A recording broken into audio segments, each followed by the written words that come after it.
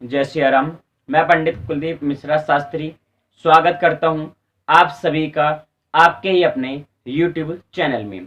तो प्रिय बंधुओं, दिवाली के दिन इन 11 स्थानों पर दीप अवश्य ही जलाना चाहिए, यानी कि दीप दान इन 11 स्थानों पर अवश्य करना चाहिए। तो वो 11 स्थान कौन कौन से हैं और इन 11 स्थानों पर किस स्थान पर कितने दीपों का हमको दान करना चाहिए, यह सारी जानकारी इस वीडियो के माध्यम से मिलेगा। उससे पहले अगर आप सभी हमारे इस YouTube चैनल पर पहली बार हो तो अभी हमारे इस YouTube चैनल को सब्सक्राइब कर दें, क्योंकि आप सभी को हमारे इस चैनल के माध्यम से सारी खबर सारी जानकारी मिलती है शास्त्रों के आधार पर। आइए वीडियो प्रारंभ करते हैं। दिवाली, वैसे हम दिवाली के दिन दीप दान करते हैं और कहते हैं कि दीपोत्सव दिवाली के माध्यम से मनाया जाता है, किंतु हम दिवाली में दीप दान करते ही हैं, लेकिन अगर शास्त्रों के अनुसार हम दीप दान करना चाहें तो हमको कितने स्थानों पर दीप दान करना चाहिए और कितने दीप दान करना चाहिए, ये बहुत बड़ा विशेष बात है। दीपावली को कुछ विशेष करने का प्रयास कीजिए शास्त्रों के सिद्धांत पर। शास्त्रों के अनुसार मूलतः हमको दिवाली पर इन 11 स्थानों पर दीप दान अवश्य ही करना चाहिए। हम केवल अपने घर तक ही सीमित रहते हैं, किंतु शास्त्र कहता है कि कुछ आगे बढ़िए और इन 11 स्थानों पर दीप दान अवश्य ही करना चाहिए। बहुत भव्य और बहुत दिव्य आपको इसका लाभ अवश्य ही और माता लक्ष्मी की कृपा प्रचुर मात्रा में प्राप्त होगी। तो हमको कहां कहां और कितने कितने दीप दान हमको करना चाहिए। पहला दीप दान हमको प्रारंभ करना चाहिए अपने घर के मंदिर में से, यानी अपने घर के मंदिर में, जो आपके घर में मंदिर बना हुआ है उस मंदिर में माता लक्ष्मी की पूजन करें। पूजन करने के बाद हमको 8 दीप दान अपने घर के मंदिर में करना चाहिए, यानी 8 दीप जलाना चाहिए। 8 दीप हमको क्यों जलाना चाहिए? यह 8 दीप अष्ट सिद्धियों का प्रतीक है। यह 8 दीप अष्ट सिद्धियों के परिचक हैं। कहा जाता है, हनुमान चालीसा में कहा गया है, अष्ट सिद्धि नवनिधि के दाता। 8 प्रकार की सिद्धियां हमको प्राप्त होती है दिवाली के दिन अपने घर में दीप दान यानी कि दीप जलाने से। तो 8 सिद्धियां कौन कौन सी हैं और उनके नाम क्या क्या हैं, अगर आप यहां जानना चाहते हैं तो हमें कमेंट बॉक्स में कमेंट करें। मैं आप सभी को अष्ट सिद्धियों के ऊपर भी पूरी जानकारी के साथ में एक वीडियो लेकर के आपके सामने प्रस्तुत होऊंगा। तो हमको अपने घर के मंदिर में पूजन के बाद 8 दीप जलाना चाहिए और दूसरा दीप हमको अपने घर के चौखट पर जलाना चाहिए। दूसरा दीप हमको अपने घर के चौखट पर दीप दान करना चाहिए। घर के चौखट पर हमको 2 दीपों का दान करना चाहिए, दाईं और बाईं ओर हमको दोनों ओर दीप जलाना चाहिए। यह दीप जो जलाएं अपने घर की ओर मुंह करके हमको जलाना चाहिए। एक बात का विशेष ध्यान रखें, कभी भी आप दीप दान करते हैं अथवा दीप जलाते हैं तो दीप के नीचे में अक्षत या फूल या कुछ ना कुछ रंगोली बना दें। उस दीप के नीचे में कुछ ना कुछ अवश्य धर दें, तिल जौ कुछ ना कुछ पुष्प अवश्य धर के उसके ऊपर में दीप रख करके जलाना चाहिए। नीचे खाली हो उस वैसे जगह पे हमको दीप दान नहीं करना चाहिए। दीप के नीचे अवश्य अक्षत, तिल, जौ या रंगोली या फूल रख करके हमको दीप जलाना चाहिए। और तीसरा दीपदान हमको अपने घर के तुलसी माता के चरणों में करना चाहिए। कहा जाता है कि दिवाली के दिन तुलसी जी के वृक्ष के नीचे जो दीपदान करता है उस पे भगवान नारायण की विशेष कृपा बनी ही रहती है। चौथा दीपदान हमको अपने घर के आंगन में करना चाहिए। घर के आंगन में हमको 9 दीपों का दान करना चाहिए। यह 9 दीप दान क्यों दान करना चाहिए? अष्ट सिद्धि 9 निधि के दाता। हमारे घर के आंगन में 9 प्रकार की निधियां होती है। अगर आपके घर में आंगन है तो अपने घर के आंगन में 9 दीप अवश्य जलाएं। आंगन में बड़ा प्यारा सा रंगोली बना करके उन रंगोलियों के ऊपर में 9 दीप हमको जलाना चाहिए। 9 दीप हमको दान करना चाहिए। हाँ, तो हो गया चौथा दीपदान। और अब बात आई हमको पांचवा दीपदान कहाँ करना चाहिए। पांचवा दीपदान हमको पीपल के वृक्ष के नीचे अवश्य ही करना चाहिए।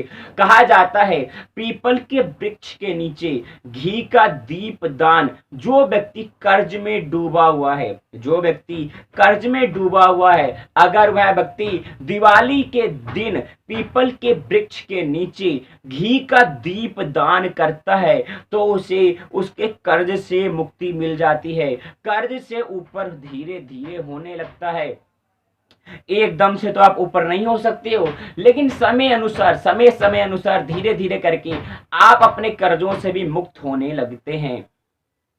पांचवा दीपदान हमको पीपल के वृक्ष के नीचे दिवाली वाले दिन अवश्य ही करना चाहिए। दिवाली वाले दिन कहा जाता है कि जो व्यक्ति घी का दीप दिवाली वाले दिन पीपल के वृक्ष के नीचे प्रज्वलित करता है या दान करता है, उस पे माता लक्ष्मी की कृपा सदैव बनी रहती है। आइए बात करते हैं छठा दीप की। छठा दीप हमको जलाना चाहिए बेलपत्री के वृक्ष के नीचे।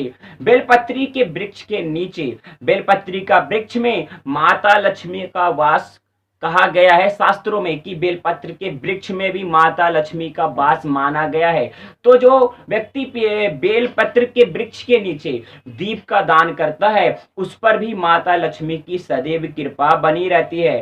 सातवां दीप दान हमको आंवले के वृक्ष के नीचे करना चाहिए। अगर आप सभी के घर के पास में आंवला का वृक्ष हो तो हमको आंवले के वृक्ष के नीचे भी दीप दान करना चाहिए। अगर आंवले का वृक्ष नहीं है तो गौशाले में, अगर गौशाला नहीं है तो किसी सुनसान स्थान पर, सुनसान स्थान ऐसा हो कि व्यक्ति का आवागमन तो हो लेकिन वहां पर अंधेरा हो, तो ऐसे स्थानों पर में जो व्यक्ति दीप दान करता है, जो व्यक्ति दीप दान करता है उसे अधिक से अधिक, बहुत अधिक, जिसकी कल्पना नहीं की जा सकती है, ऐसे फल की प्राप्ति होती है। इसीलिए दिवाली वाले दिन आप सभी हो सके तो आंवला के वृक्ष के नीचे, अगर आंवला का वृक्ष नहीं है तो गौशाले में, गौशाला भी अगर आपके घर के पास में नहीं है तो किसी सुनसान स्थान पर जाकर के, अगर वहां पर अंधेरा हो रहा है तो वहां पे जाकर के भी दीप दान करके आए।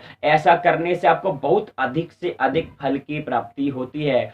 अगर हो सके तो गौशाला में भी जाने का प्रयास करें। गौशाला में गौ माताओं को चारा, चना, गुड़ इत्यादि खिला करके दीप दान अवश्य करें। ऐसा करने से आप सभी पर 33 कोटि देवी देवताओं की कृपा बनी रहती है। आठवां दीपदान हमको, आठवां दीपदान लक्ष्मी नारायण भगवान के मंदिर में करना चाहिए। अगर आप सभी के घर के पास में भगवान लक्ष्मी नारायण का मंदिर है तो भगवान लक्ष्मी नारायण के मंदिर में जाकर के भगवान लक्ष्मी नारायण के सामने में घी का दीप प्रज्वलित अवश्य करें। अगर आप सभी के घर के पास में भगवान लक्ष्मी नारायण का मंदिर नहीं है और कोई और मंदिर है, शिव मंदिर है, राम जानकी मंदिर है, अगर उन मंदिरों में भी भगवान लक्ष्मी नारायण की मूर्ति की स्थापना है या मूर्ति विराजमान की हुई है तो आप सभी को उन मंदिर में जाकर के भी माता भगवान लक्ष्मी नारायण की प्रतिमा के सामने दीप दान अवश्य करना चाहिए, आशीर्वाद लेना चाहिए। ऐसा करने से भी भगवान लक्ष्मी नारायण की आप पे सदैव कृपा बनी रहती है। तो जो दीप दान आप सभी जो कर रहे हैं, विशेष नोट रखें, जो दीप दान आप सभी कर रहे हैं ये दीप दान, यह दीप आप सभी गाय के घी में भी कर सकते हैं, तिल के तेल में भी कर सकते हैं और सरसों के तेल में भी कर सकते हैं, नारियल के तेल में भी कर सकते हैं। यह बात निर्भर करता है आपकी शक्ति के ऊपर में, आपकी सामर्थ्य के ऊपर में।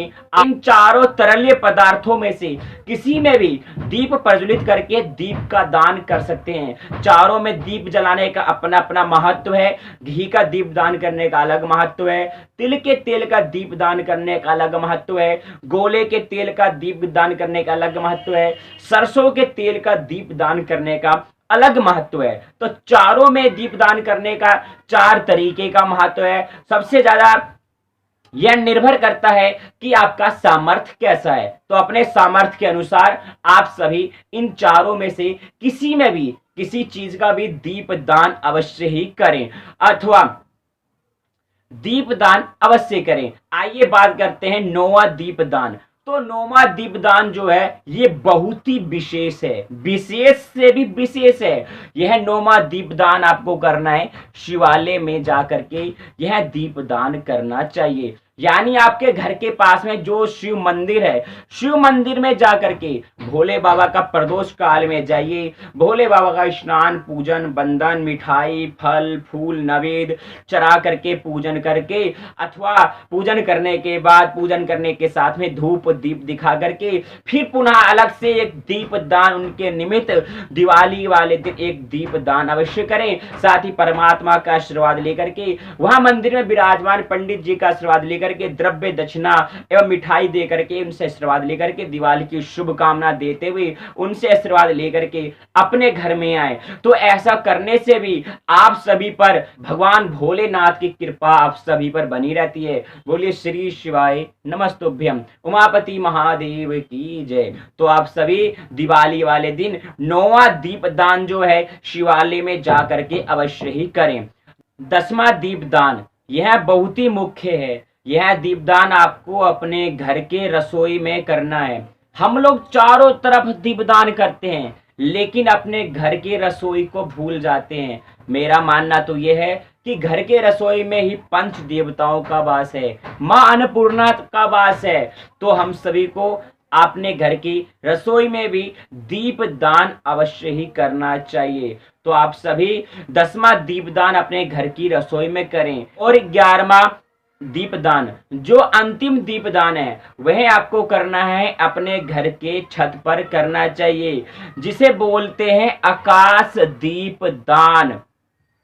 वह आपको अपने घर की छत पर करना चाहिए और ऐसा व्यवस्था करना चाहिए कि पूरी रात भर आपके घर के छत पर वो 11वां दीप जलता रहे। आकाश दीपदान उसको कहा जाता है। तो ये हुआ 11वां दीपदान। तो कुल मिलाकर के आपके 27 दीपदान हो जाते हैं दिवाली वाले दिन। तो आप सभी अपने घर को दिवाली वाले दिन दीपों से ही सजाएं। ये चाइनीज लाइटें लरी वगैरह से ना सजाएं। ये मेरा आप सभी से करबद्ध प्रार्थना है। अपने घर को दीपों के माध्यम से ही सजाएं। अगर आप सभी को मेरे द्वारा प्रस्तुत यह वीडियो अच्छी लगी हो तो हमारे वीडियो को लाइक करके कमेंट बॉक्स में जय श्री राम जरूर लिखें। साथ ही वीडियो कैसी लगी ये भी बताएं। और आप सभी हमारे इस चैनल पर पहली बार हो तो हमारे चैनल को सब्सक्राइब करके अपने प्यारे प्यारे मित्रों को भी हमारी वीडियो को शेयर कर दें, ताकि उन्हें भी दिवाली से पहले दिवाली पर किस प्रकार से दीपों का दान करना है इसके बारे में जानकारी प्राप्त हो सके। मिलते हैं अगली वीडियो में, तब तक के लिए जय श्री राम।